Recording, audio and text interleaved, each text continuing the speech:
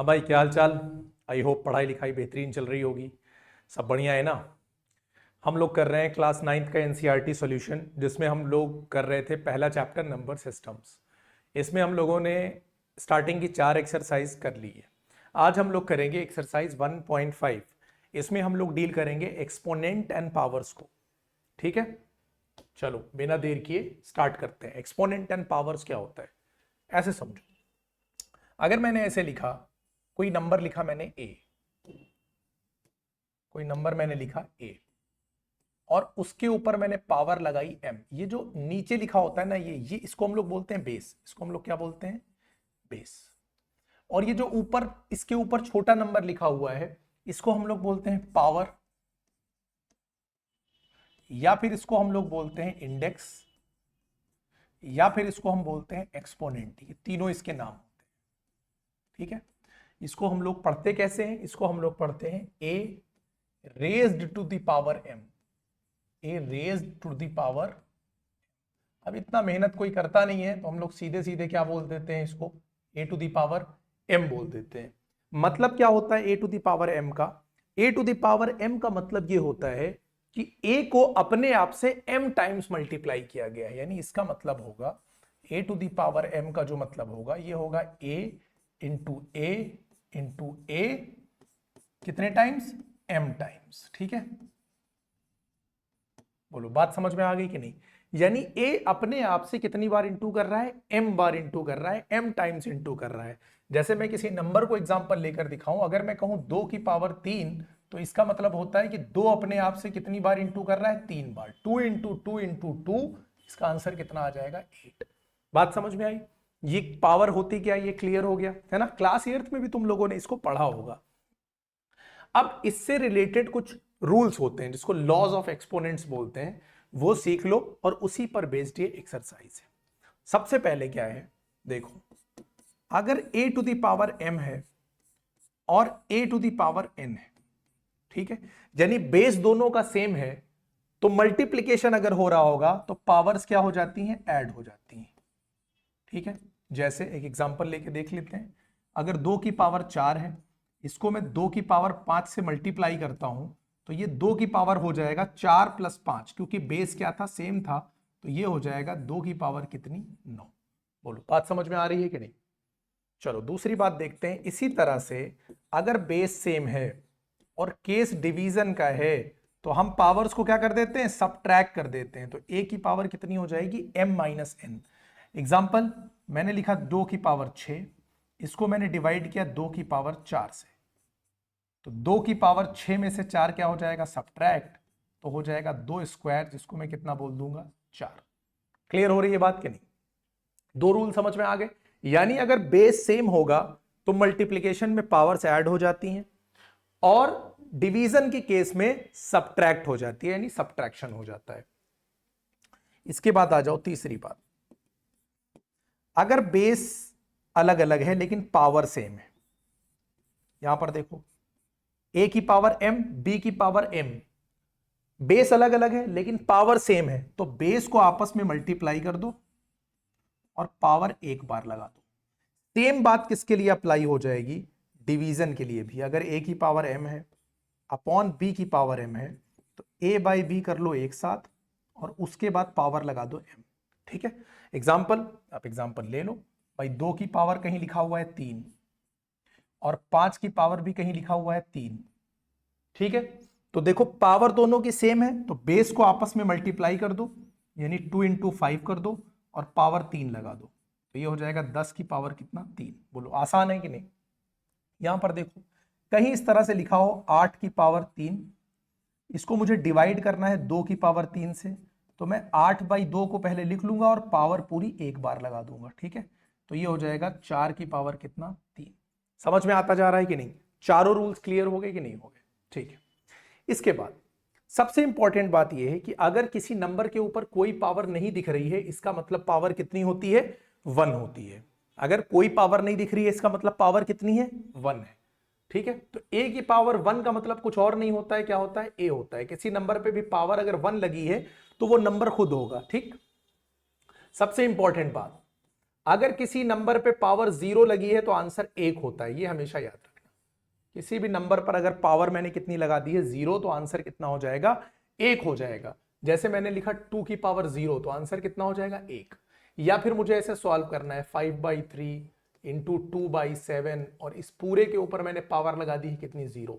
तो किसी भी बेस पर अगर पावर 0 हुई, इस पूरे को तुम एक बेस समझ लो, इसकी पावर 0 हो गई तो आंसर कितना हो जाएगा, इसका भी 1 हो जाएगा। यानी किसी भी बेस पर अगर पावर 0 बनकर आया तो आंसर हमेशा 1 होता है। ठीक, चलो इसके बाद आ जाओ 7th पॉइंट। 7th पॉइंट आप ऐसे समझ लो कि अगर a/b लिखा हुआ है और इसकी पावर है निगेटिव, इसकी पावर कैसी है, निगेटिव, तो पावर को अगर पॉजिटिव करना है तो बेस को रेसिप्रोकल कर दो, यानी b/a कर दो, पावर अपने आप क्या हो जाएगी, पॉजिटिव हो जाएगी। या ऐसे कह लो कि बेस को जब हम रेसिप्रोकल करेंगे तो पावर का साइन हमेशा बदल जाएगा, यानी निगेटिव होगा तो पॉजिटिव, पॉजिटिव होगा तो निगेटिव। यानी ऐसे भी समझ लो कि जब कोई चीज न्यूमरेटर से डिनोमिनेटर में आएगी, यानी ऊपर से नीचे आएगी, तो उसकी पावर में जो साइन होगा वो बदल जाएगा, यानी पॉजिटिव होगा तो निगेटिव, निगेटिव होगा तो पॉजिटिव। ठीक, फॉर एग्जाम्पल मैंने लिखा 3/5 की पावर -2 और मैंने तुमसे कहा इसको सॉल्व करो। अब पावर तो निगेटिव में दी है, तो मैं क्या करूंगा, पहले बेस का रेसिप्रोकल करूंगा, तो ये हो जाएगा 5/3 और पावर अपने आप क्या हो जाएगी, प्लस हो जाएगी। अब सॉल्व कर दो, 5 का स्क्वायर कितना होता है, 25, और 3 का स्क्वायर कितना होता है, 9। क्लियर हो गई बात कि नहीं, समझ में आता जा रहा है। ठीक, अब आ जाओ, अगर a के ऊपर कोई पावर लगी है m और उसके ऊपर एक और पावर लगी है n, तो पावर पावर आपस में मल्टीप्लाई कर जाती है, यानी ये हो जाएगा a की पावर m इंटू n।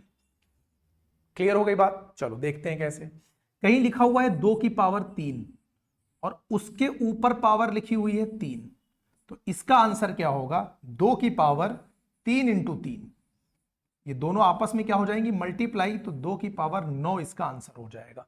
यहां पर एक इंपॉर्टेंट बात यह है समझने वाली कि अगर इस तरह से लिखा हो a की पावर m, उसके ऊपर पावर n, और अगर इस तरह लिखा हो a की पावर m और पूरा ब्रैकेट लेकर फिर n, ये दो अलग अलग बातें हैं, ये दोनों सेम बातें नहीं है, ये बात इंपॉर्टेंट है, इसको ध्यान रखना।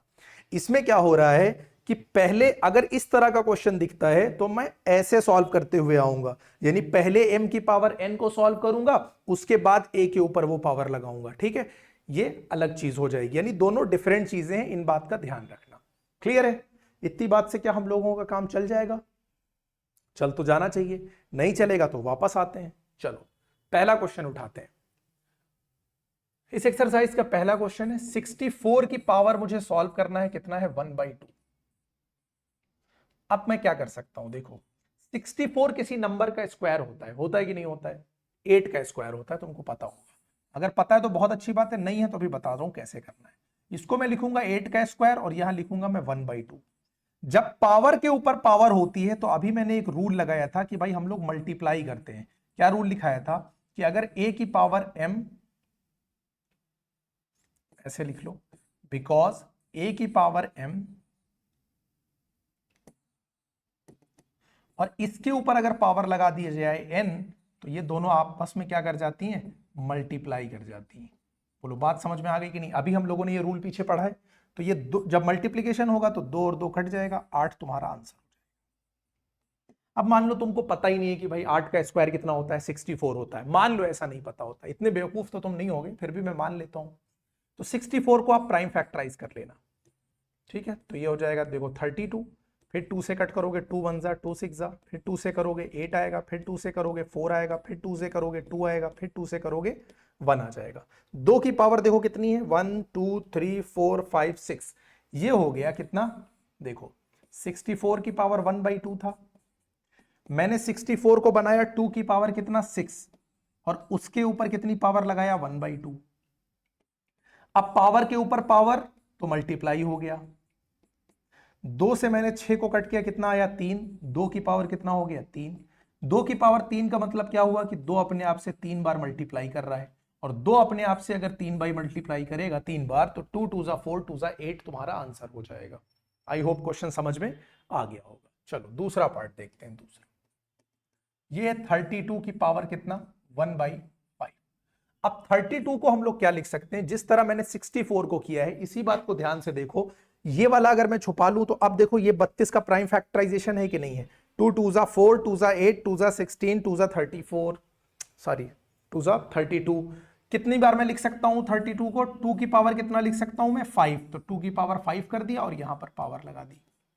पावर के ऊपर एक और पावर, मल्टीप्लीकेशन होगा कि नहीं होगा? बोलो। मल्टीप्लीकेशन होगा तो ये दोनों एक दूसरे को कट कर देंगे। मेरा आंसर कितना आ जाएगा? 2। क्लियर हो गई की बात? और यहां पर ब्रैकेट में लिख देना, यही वाला रूल लगाया है तो यही वाला लिख देना। हम लोग तीनों में यही लगाने वाले हैं। इसके बाद थर्ड वाले में आ जाओ। 125 की पावर कितना है? 1/3। 125 का अगर आप प्राइम फैक्टराइजेशन करो तो आप देखोगे ये कुछ और नहीं है, 5 की पावर 3 है। जिसको लगे कि नहीं कर पाऊंगा वो 125 का यहां पर क्या करेगा? Prime factorisation. 5 2 जा 5 5 जा 5 5 जा 25, 5 1 जा 5। अब जब पावर के ऊपर पावर होती है तो होता है मल्टीप्लीकेशन। 3 और 3 कट जाएगा, 5 की पावर 1 का मतलब कितना हो जाएगा? 5। क्लियर हो गई? 3 क्वेश्चंस तुम्हारे हो गए आसानी से। आई होप समझ में आ गए होंगे। इसको नोट डाउन करो।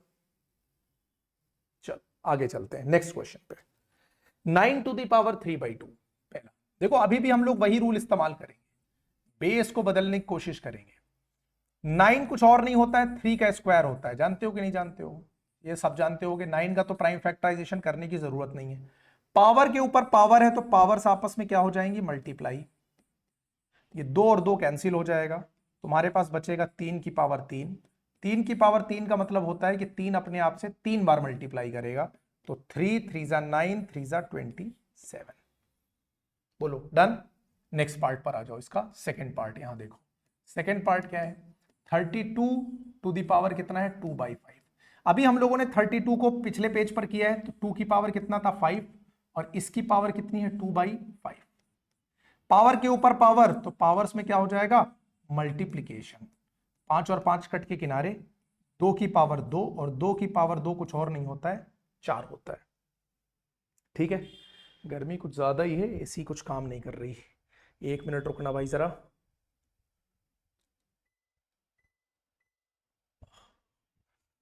चलो नेक्स्ट देखते हैं थर्ड। 16 to the power 3/4। यार अगर 32 को हम लोग 2 की पावर 5 लिखते हैं तो 16 टूजा ही तो 32 होता है। इसके पास 2 एक्स्ट्रा है यानी 16 के पास कम होगा, 2 की पावर 4 होगा। दिक्कत होगा तो भाई कर लेना प्राइम फैक्टराइजेशन। पावर के ऊपर पावर हो जाएगा मल्टीप्लीकेशन। 4 और 4 कैंसिल आउट, 2 की पावर 3 और 2 की पावर 3 का मतलब 2 अपने आप से कितनी बार इंटू कर रहा है? 3 बार। 8 आंसर। इस पेज का भी स्क्रीनशॉट ले लो। मैं हट जाता हूं, 1 मिनट रुकना। ठीक, चलो लास्ट क्वेश्चन पर आ जाओ। इसका पहला पार्ट यहां पर देखो, 2 की पावर कितना है? 2/3 और यहां 2 की पावर कितना है? 1/5। बेस सेम है, मल्टीप्लीकेशन हो रहा है। आप क्या लिखोगे? बिकॉज, या छोड़ो, 2 की पावर बेस सेम है तो यहां पर ऐड कर दो, क्योंकि जब बेस सेम होता है तो मल्टीप्लीकेशन में पावर्स ऐड हो जाती हैं। ब्रैकेट में क्या लिखोगे? a की पावर m इंटू ए की पावर n। तो ये हो जाता है कितना? a की पावर m प्लस n। अब इसको सॉल्व कर दो। 2 की पावर यहां पर वही बटरफ्लाई, 5 2 जा 10, 3 1 जा 3 और 3 5 जा 15। एलसीएम लेके ऐसे ही तो सॉल्व किया जाएगा। ये हो जाएगा 13/15 आंसर। नेक्स्ट आ जाओ question number 2। 1/3 to the power 3 और होल टू द पावर कितना दे रखा है? 7 दे रखा है। पावर के ऊपर पावर यहां भी है, मल्टीप्लीकेशन का ही केस है। 1 की पावर 7, देखो पहले तो चाहो अलग अलग कर दो, इसके साथ अलग और इसके साथ अलग। 1 की पावर 7 करोगे 1 ही आएगा।